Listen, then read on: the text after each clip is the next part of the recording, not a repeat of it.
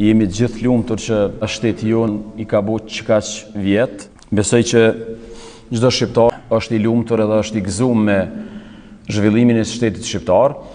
Ani pse mos harrojmë që 28 nëntor 1912 kur shpallet pavarësia, ajo sa mund me kanë fest, edhe sigurisht është fest, është pak edhe dhimbshme se normal shumica e trojave shqiptare kanë jetë jashtë kufive të asaj pavarësie ose të atij shteti në atë kohë, po kur të këshosh për perspektivës ajo që nuk zihet e tëra, nuk lihet e tëra, s'kena mujt me pas një shtet madh që i kish përtheku krejt tokat shqiptare, po kena mujt me bo një shtet, një Shqipni don e cunguar.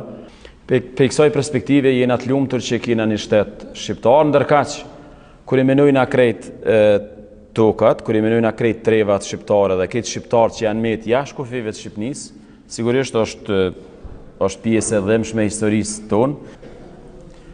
Po diskutohet bashkimi me Shqipninë shpesh.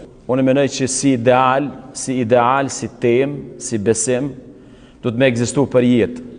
Tani rrethonat e kohës është tjetër temë, ndoshta për momentin nuk është e favorshme, po si ideal do të më ekzistu, domethënë na do të më fol edhe fëmijëve tonë edhe do të më fol gjithë brezave për aspiratat e krejt të parëve tonë.